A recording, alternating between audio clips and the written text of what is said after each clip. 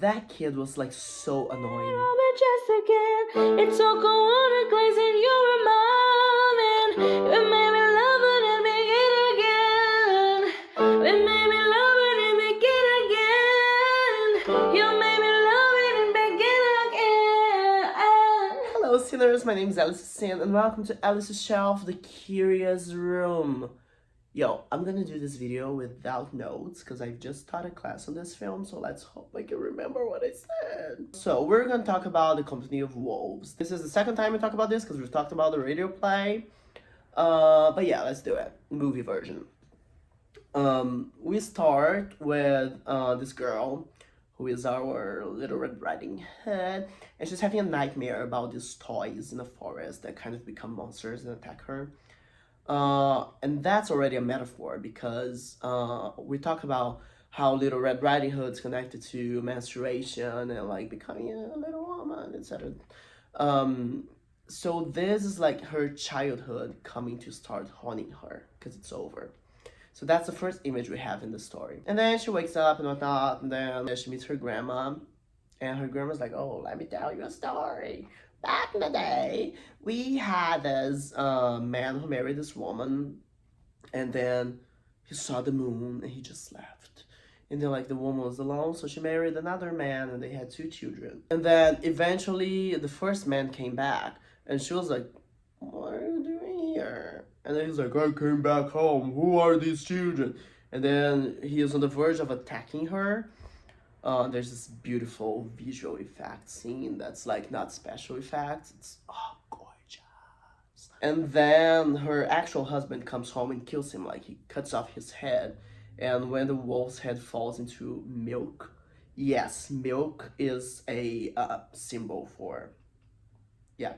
When the head falls into the milk, it becomes a man again. And she's like, "He's exactly the way he was years ago when he left." And then her husband hits her, which is a great metaphor to how the husband may not be a werewolf, he's still a wolf, because the wolf is the symbol for the man. And he hits her, so who's the actual monster? Maybe both of them. And then Little Red Riding Hood's like, "Oh my god," like that idea of like the conservative thoughts being like, you shouldn't be around men because they're going to do this, and that to you. And then she goes home, she's like, "Mom, has dad like ever hurt you?" And her mom's like, "Was your grandma talking to you?" And she's like, "Oh, yeah."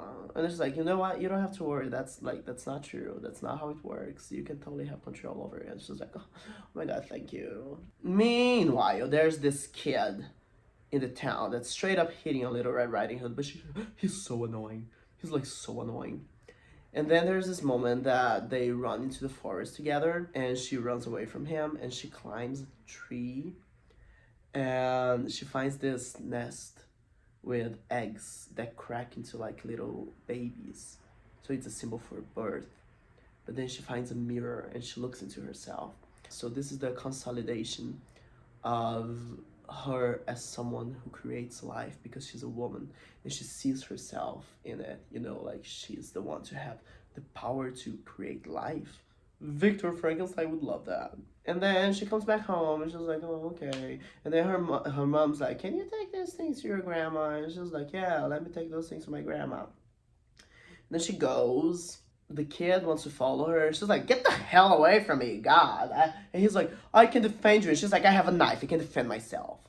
We just talked about the werewolf, Ninja Cutter, so that's a great symbol, like the knife to defend herself. So Little Red Riding Hood is no longer like damsel in distress. So she goes into the woods, and then this guy comes to her, and he's like, "Hi." And she's like, "Hi." And he's like, "I know a path to get to your grandma's house." And she's like, "Good for you, I didn't ask." He's like, "Why don't you give me that basket, and I'll get there before you do." And she's like, "Slay." And then like he goes, and then she goes, and he gets to the house, and he kills the grandma, and it's beautiful because he snaps the grandma's head off, and her head spins, hits a wall, and breaks like porcelain. So she was never real. She was just a figment of society. So this is how we can think about like how conservative women that abide by the rules of a masculine society are not real. They're just a doll. Love that. And then he waits for Little Red, and then Little Red comes, and she's like, "You killed my grandma, right?" He's like, "Yeah." And now I'm gonna eat you. And she's like, "Do you hear those wolves? They sound sad." And he's like, "What?" She's like, "Well, a shame you think you can boss me around. I'm gonna take my clothes off." And he was like, "What?" She's like, "Let me tell you a little story."